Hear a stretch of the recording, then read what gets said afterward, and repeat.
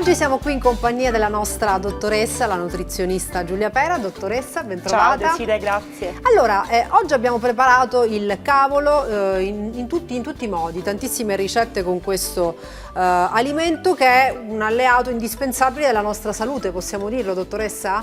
Sì, Desiree, assolutamente. Il cavolo è un ortaggio straordinario alleato della nostra salute.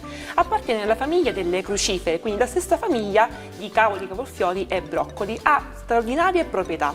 Partiamo dal fatto che è molto ricco di antiossidanti ed è ricco anche di vitamina C, quindi fa bene per la salute della pelle, per la salute delle ossa e anche per il nostro cuore. Abbiamo detto è importante per le donne incinte, dottoressa, perché? Lo vogliamo spiegare? Eh sì, perché sono degli ortaggi molto ricchi di ferro e il ferro spesso appunto è carente durante la gravidanza, viene meno, spesso si ha appunto anemia e quindi proprio per la presenza di vitamina C in questi ortaggi favoriscono l'assorbimento del ferro e quindi perché no facciamo scorta di questi ortaggi, soprattutto perché no cotti al vapore che mantengono le proprietà nutrizionali. Perché di solito quando parliamo di ferro si pensa subito alla carne, invece non è l'unica la carne, anche il cavolo, diciamolo, ha delle ottime proprietà da questo punto di vista. Sì, assolutamente, perché immaginiamo sempre che il ferro sia contenuto nella carne, ma non è vero, il ferro è contenuto anche nei vegetali e quindi possiamo anche beneficiare mangiandoli.